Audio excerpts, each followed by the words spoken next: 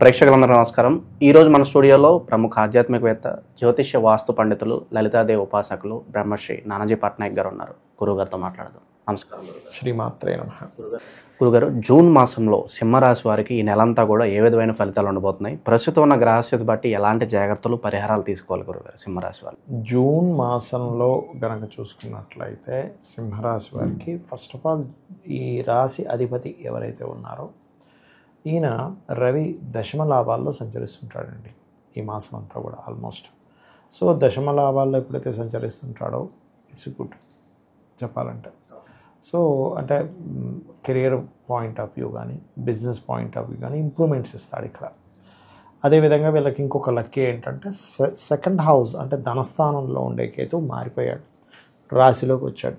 ఈ రాశిలోకి వచ్చి కొంచెం కుజుడు కూడా వస్తున్నాడు కాబట్టి కొంచెం బీపీలు షుగర్లు ఉన్నవాళ్ళు, లేకపోతే కండరాలు పట్టేస్తుంటాయి కదా, వాళ్ళు కొంచెం అలర్ట్గా ఉండాలి, జాగ్రత్తగా ఉండాలి.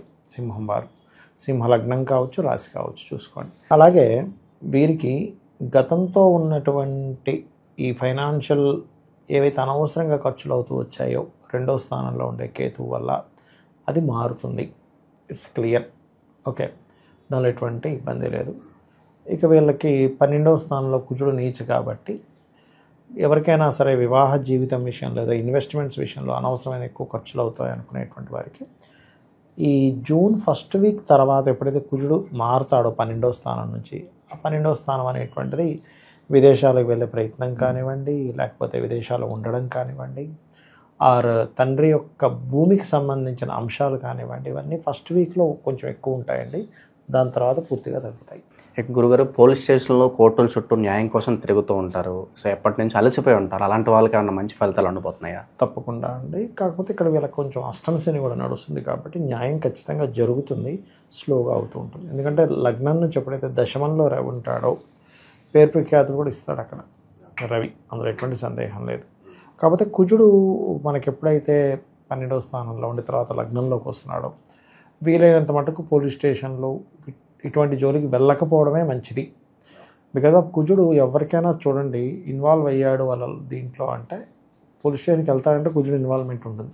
కుజుడు ఇన్వాల్వ్మెంట్ లేకుండా పోలీస్ స్టేషన్కి వెళ్ళడండి. అది వాళ్ళ కుజుడు వీక్గా ఉంటారు గురువు, వీక్గా ఉండడము, పాడవడము, 6th కనెక్టివిటీస్ రావడము, 2nd కనెక్టివిటీస్ కొన్ని ఉన్నాయి, ఫార్ములాస్ కొన్ని ఉంటాయి. ఈ వ్యక్తి పోలీస్ స్టేషన్కి వెళ్తాడా, జైల్లో ఉంటాడా అనే దానికి దాని పరంగా కుజుడే మెయిన్ పార్ట్ అక్కడ అనమాట. ఎందుకంటే పోలీసులు గొడవలు వీటికి కారకుడు కదా, అందుకని. ఇక నిరుద్యోగులు, వ్యాపారస్తులు, విద్యార్థులు వీళ్ళకి ఎలా ఉండబోతుందో ఓవరాల్గా? వీళ్ళకి చూసుకున్నట్లయితే ఉద్యోగం విషయం కనుక మనం ముందుగా మాట్లాడుకుంటే కనుక లగ్నాధిపతి దశమంలో ఉన్నాడు కాబట్టి ఉద్యోగ అవకాశాలు ఖచ్చితంగా ఎక్కువగానే వస్తాయి, ఎక్కువగా రావడము. ప్లస్ అదొకటే కాకుండా వీళ్ళకి ప్రమోషన్స్ కూడా లభించడం, ఎందుకంటే లాభంలో కూడా వెళ్తున్నాడు. సో ఉద్యోగ విషయంలో పెద్దగా ఏం టెన్షన్ పడాల్సిన అవసరం లేదు. ఇక రెండవది ఈ స్పిరిచువల్ లైన్లో ఉండే వాళ్ళు, కొంతమంది ఈ పౌరహిత్యం చేసే వాళ్ళకు కూడా కొత్త ఉద్యోగ అవకాశాలు వస్తాయి, ఎందుకంటే లగ్నంలో కేతు వస్తుంది. ఇంకొక విషయం ఏంటంటే ఉద్యోగం ఒకటి, రెండవది మీరు వ్యాపార సంబంధించిన విషయాలు కూడా చూసుకుంటే ఎప్పుడైతే లగ్నాధిపతి లాభంలో ఉన్నాడో ఇది వ్యాపార యోగానికి మంచిదే. ఓకే. అదే కాకుండా లాభస్థానంలోకి 3 గ్రహాలు వస్తున్నాయి, రవి, గురువు, బుధుడు. అయితే ఈ బుధుడు 23వ తేదీ వరకు లాభంలో ఉండి తర్వాత 12లోకి వచ్చేస్తున్నాడు. అయితే ఫస్ట్ ఆఫ్ ఆల్ మనకి రవి గురువుల కలయిక పేరు ప్రఖ్యాతలు ఇస్తుందండి. ఎవరి జన్మజాతకాలైనా మీరు చూడండి, రవి గురువు కలిసి ఉన్నారు, డిగ్నిఫైడ్ నేచర్ ఉంటుంది. రవి గురువు కలిసి ఉన్నారు, దాన్ని ఏమంటారంటే దైవాంశ యోగము అంటూ ఉంటారు. వాళ్ళకి ఇంట్యూషన్ కూడా బ్రహ్మాండంగా పనిచేస్తుంటుంది. రవి గురువులు కలిసిన జాతకం ఏదంటే అండి, మీరు ఇంట్యూషన్ వాళ్ళకి ముందుగా తెలుస్తూ ఉంటాయి, ఇలా జరుగుతుందేమో, అలా జరుగుతుందేమో. సో బ్యాడ్ ఏదన్నా జరుగుతుందంటే వాళ్ళకి తెలుస్తుంది. అయితే వీళ్ళకి ఇప్పుడు వాళ్ళ పర్సనల్ చార్ట్లో ఉంటే అన్నీ తెలుస్తాయండి, బ్యాడ్, నాట్ గుడ్, బ్యాడ్ కదా అన్నీ తెలుస్తాయి. వాళ్ళ ముందుగానే ఇంట్యూషన్ అంతూ ఉంటుంది. ఒక రకంగా దాన్ని ఆస్ట్రాలజీ కాంబినేషన్గా కూడా చెప్తాను. ఆస్ట్రాలజర్స్ కాంబినేషన్ మ్యాక్సిమం ఉంటాయి, ఎందుకంటే ఇంట్యూషన్ పనిచేయాలి కదా. అయితే వీళ్ళకి లాభస్థానంలో ఉన్నందుకు ఈ రవి గురువులు వీళ్ళకి ఏంటంటే ఆల్మోస్ట్ జూన్ 15 నుంచి జూలై 15 వరకు ఈ నెల రోజుల పాటు వ్యాపార లాభాల విషయంలో వీళ్ళు వేసిన అంచనా ఖచ్చితంగా పనిచేస్తుంది. సో ఇంత పెట్టుబడిని పెడతారు, ఇంత లాభాలు రావాలని ఒక ప్లాన్ గీసుకుంటూ ఉంటారు, పర్ఫెక్ట్గా ఎగ్జిక్యూట్ అవుద్ది అంటారు. ఎగ్జాక్ట్లీ. ఇక స్థాన చలనం చూపిస్తున్న గురుగారు, ఇల్లులు మారాలనుకుంటారు, అలాగే ఒక ఉద్యోగం నుంచి ఇంకో ఉద్యోగం మారాలనుకుంటారు, బట్ అది కలిసి వస్తుందా లేదనో సందేహంలో ఉంటారు. వాళ్ళకి ఎలా ఉండబోతుంది? ఈ ఉద్యోగంలో మారడానికి అయితే అనుకూలత ఉందండి, దానికి ఏం ప్రాబ్లం లేదు, ఖచ్చితంగా మారుతారు కూడా. అయితే మీరు ఇల్లు విషయం తీసుకున్నారు కాబట్టి, ఇప్పుడు ఇల్లు ఏదైనా కన్స్ట్రక్షన్ చేసేటప్పుడు కొంచెం జాగ్రత్తగా ఉండాలి. ఎందుకంటే ఈ 4వ అధిపతి, చతుర్థ భాగ్యాధిపతి, వీళ్ళకి ఉభయ కేంద్రాధిపతి, రాజ్యోగకారకుడుగా చెప్తూ ఉంటారు. ఆ రాజ్యోగకారకుడు లగ్నంలోకి రావడం చాలా మంచిది, అందులో ఎటువంటి సందేహం లేదు. దీనివల్ల ఏమిటంటే విద్యార్థులకు విద్యా సంబంధించిన విషయంలో మంచి ఫలితాలు ఇవ్వాలి. కాకపోతే కేతువుతో ఉన్నాడు, కేతువే శత్రువు అవ్వడు కుజుడికి, కుజవత్ కేతువు శనివత్ రాహు అంటూ ఉంటారు.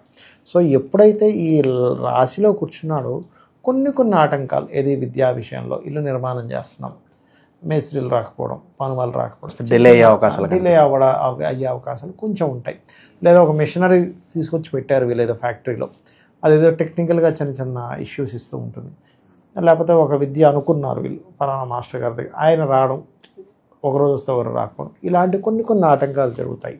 కాకపోతే ఎంతైనా రాజ్యోగ కారకుడు కాబట్టి కొన్ని మంచి కూడా చేస్తాడు. అయితే ఇది అగ్నితత్వ రాశుల్లో అగ్నితత్వ గ్రహాలు ఉన్నప్పుడు, ముఖ్యంగా స్త్రీలు ఏదైనా ఇప్పుడు ఇంట్లో పొయ్యి దగ్గర వాళ్ళు వంట వండుతుంటారు, అటువంటివి ఏమైనా కాలడము, ఇట్లాంటివి చిన్నవి, లేకపోతే చిన్నగా తెగడం, చేయికి కాలుకో, ఇట్లాంటివి ఉంటాయండి. కుజకేతుడు కలిసి లగ్నంలో ఉన్నప్పుడు కొంచెం ఈ విషయాల్లో వీళ్ళు జాగ్రత్తగా ఉంటూ గణపతిని, సుబ్రహ్మణ్యేశ్వర స్వామిని ఉదయం పూట వీళ్ళు నిద్ర లేవగానే తలుచుకున్నట్లయితే ఎటువంటి ఇబ్బంది కలగకుండా ఉంటుంది. గురుగారు, ఇక ఆకస్మిక ధనలాభం కావచ్చు, అనుకోకుండా ఒక చోటకి ప్రయాణం చేయడం, అది బాగా కలిసి రావడం, ఇలాంటి సూచనలు ఏమైనా కనిపిస్తున్నాయి వీళ్ళకి?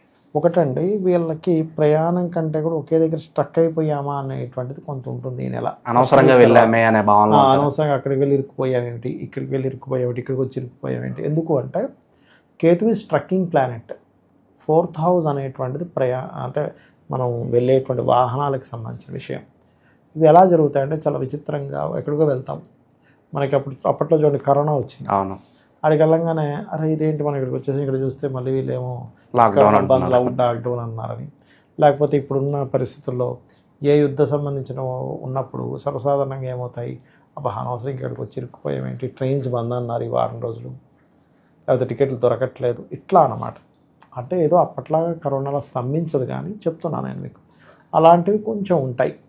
అయితే ఇలాంటి వాటిల్లో కూడా మీరు ఇరుక్కోకుండా అంటే గణపతి, సుబ్రహ్మణ్యేశ్వర స్వామి ఆరాధనే మంచిది చెప్పాలంటే. అలాగే సంతానం కోసం చేసే ప్రయత్నం కూడా ఫలిస్తుంది. ఎందుకంటే ఈ రవి గురువుల కలయిక లాభంలో ఉన్నప్పుడు న్యాచురల్గానే ఎవరికైనా సంతానం చక్కగా కలుగుతారంటే రవి గురువు కాంబినేషన్. అది లాభంలో ఉంటూ పంచమాన్ని చూస్తుంది. ఎప్పుడైతే లాభంలో ఉండి పంచమాన్ని చూస్తాడో ట్రాన్సిట్ బ్రహ్మాండంగా పడుతుంది పంచమానికి. సో కుట్టదు. గురుగారు, బయట మనం చూస్తున్నాం ఈ ఇల్లీగల్ అఫైర్స్ అనేవి చాలా ఎక్కువైపోయినాయి, దానివల్ల వాళ్ళ వైవాహిక జీవితం మీద దెబ్బతినే పరిస్థితి చాలా వరకు కనిపిస్తుంది. ఎలాంటి సూచనలు కనిపిస్తున్నాయి వీళ్ళకి?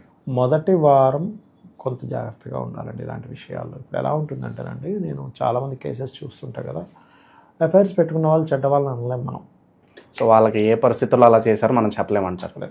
ఒక్కోసారి ఇంట్లో ఉండే భార్య లేక భర్త సరే వాళ్ళు కరెక్ట్ కారు అనుకోవడము, లేకపోతే ఆకర్షితులు అయిపోవడము, లేకపోతే అతి మంచితనం వల్ల.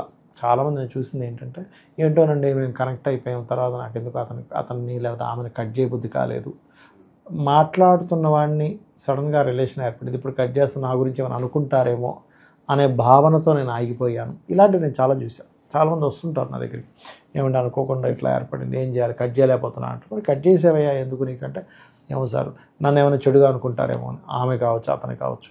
అంటే ఏమిటి, ఇంతకాలము కేవలం నన్ను వాడుకున్నారు ఈ భావనతో ఉన్నారేమో, కట్ చేయలేకపోతుంటారు చాలామంది. అంటే ఫస్ట్లో ఏదో సరదాగా ప్రారంభమైనటువంటిది ఒక దీంట్లోకి వెళ్ళిపోయి తర్వాత దాన్ని కట్ చేయలేక, ఇది తప్పని తెలుసు కూడా బయటికి రాలేక, బయటకు వస్తే వాళ్ళు ఏమనుకుంటారో లేకపోతే ఇంకేమైనా అవుతుందేమో అని అనుకొని ఇట్లాంటివి కొంచెం ఉంటుంటాయి సార్ సాధారణంగా. అయితే ఈ కుజుడు జరిగిపోతే అంటే, ఎందుకంటే ఫస్ట్ వీక్ అంతా కూడా ఎప్పుడు కూడా ఎవరికైనా ఇల్లీగల్ ఎఫ్ఐఆర్స్ ఏర్పడ్డాయి అంటే వాళ్ళ పర్సనల్ చార్ట్లో 12th హౌస్ పాడవుద్ది, గుర్తుపెట్టుకోండి. 12వ స్థానం శయాసౌఖ్య స్థానము అంటారు. అది నీట్గా ఉంటే ఏ ఇబ్బంది ఉండదు. అలా కాకుండా అది కొంచెం స్పాయిల్ అయింది అనుకోండి, రకరకాల ఎఫ్ఐఆర్స్ పెట్టుకోవడం జరుగుతూ ఉంటుంది. సో ఫస్ట్ వీక్ తర్వాత వీళ్ళకి తగ్గుతాయని చెప్పుకోవచ్చు మనం. ప్రజెంట్ ఉన్న గ్రహస్థితి బట్టి గురుగారు ఎలాంటి రెమెడీస్ బాగా అవసరం అంటారు ఈ రాశి వాళ్ళకి? ఈ రాశి వారికి కానీ ఎవరికైనా ఫస్ట్ ఆఫ్ ఆల్ ఉన్న గ్రహస్థితి మాత్రం దక్షిణామూర్తి ఆరాధనేనండి. అయితే వీళ్ళకి ప్రత్యేకంగా సింహలగ్నం వారికి పంచమ అధిపతి గురువు అవుతాడు. గురువు ఎప్పుడైనా పంచమాధిపతి అయినప్పుడు దత్తాత్రేయుడు ఆరాధన లేకపోతే దక్షిణామూర్తి ఆరాధన, సర్వసాధారణంగా గురు సంబంధించిన సేవలు, గోసేవ చేయడం ఇవి బెస్ట్. సో సింహరాశి వాళ్ళకి ఓవరాల్గా జూన్ నెలలో ఏ విధంగా ఉండిపోతుందో చాలా బాగా వివరించారు గురుగారు. ధన్యవాదాలు. శ్రీమాత్రే నమః.